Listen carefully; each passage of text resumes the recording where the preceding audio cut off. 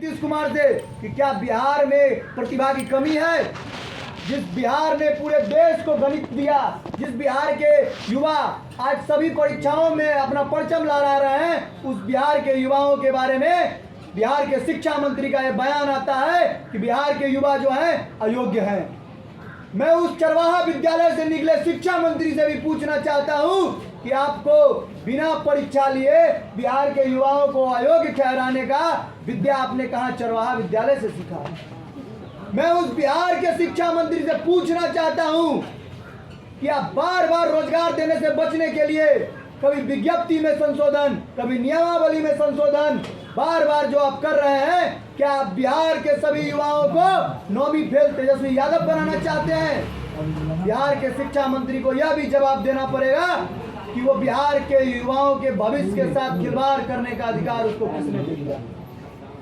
इस बिहार की सरकार को जो अपने अधिकारों के लिए लड़ रहे छात्र अभ्यर्थियों पे लाठीचार्ज करती है, उस बिहार की सरकार को भी मैं बता देना चाहता हूं कि ये बिहार है, इसको अन्य राज्य समझने की गड़बड़ी मत करिएगा। ये बिहार है। जब भी सत्ता के नशा में कोई शासक निरंकुश होता है तो ये बिहार की धरती है जो उस सत्ता को, सिंहासन को खाली करवाने का काम करती है। चाहे वो 1975 का आपातकाल का दौर हो, बिहार के छात्र युवाओं ने सत्ता को मुंहतोड़ जवाब देने का काम किया था।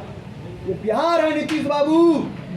आप जिस युवाओं को आज अयोग्य ठहरा रहे हैं, कहीं ऐसा ना हो कि 2024 और 2025 में जो आपकी परीक्षा है, उस परीक्षा में यही युवा आपको अयोग्य ठहरा दे, फिर आप सड़कों पर होंगे। नीतीश बाबू, सत्ता के नशे में इतने मदहोश मत हो जाइए कि आपको सही और गलत का अंतर नहीं पता चले। नीतीश बाबू को यह भी समझना चाहिए कि बिहार के युवाओं को, बिहार के प्रतिभा को इस तरह से अपमानित करने का अधिकार बिहार की सरकार को किसने दे दिया। बिहार की सरकार को यह भी बताना पड़ेगा। बिहार में प्रतिभाओं की कमी नहीं है। बार बार शिक्षक अभ्यर्थियों को परेशान करना, गुमराह करना, बार बार नियम में परिवर्तन करना, यह सरकार रोजगार देने के अपने वादा से पलट रही है। लेकिन मित्रों, इसमें कोई बड़ी बात नहीं है। जिस सरकार के मुखिया ही पलटू कुमार के नाम से प्रसिद्ध हो, वो सरकार अगर अपने वादा से पलट रही है तो इसमें कोई चिंता करने की बात नहीं है, कोई संशय की बात नहीं है, कोई आश्चर्य करने की बात नहीं है।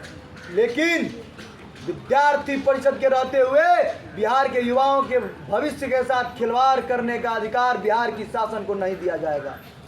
ये विद्यार्थी परिषद सड़क से लेकर और संसद तक बिहार के शिक्षक अभ्यर्थियों के साथ है और उनकी लड़ाई को पूरे जोरों से लड़ेगी और पूरे बिहार में चरणबद्ध आंदोलन चलाएगी और नीतीश कुमार की इस सरकार को चेता देने का काम करेगी कि आपने जो रोजगार देने का वादा किया है, उस रोजगार देने के वादा से आप जो युवाओं को छलने का काम कर रहे हैं, बार बार नियम में परिवर्तन करके कभी डोमिसाइल लागू करते हैं, कभी हटाते हैं, कभी बीपीएससी करते हैं, कभी एसटीटी करते हैं, कभी कुछ करते हैं। ऐसा लगता है कि बिहार के मुख्यमंत्री अपने आप को ही सर्वे सर्वा समझते हैं। उनके सामने लोकतंत्र की कोई चीज नहीं है, लोकतंत्र नाम की कोई चीज नहीं है।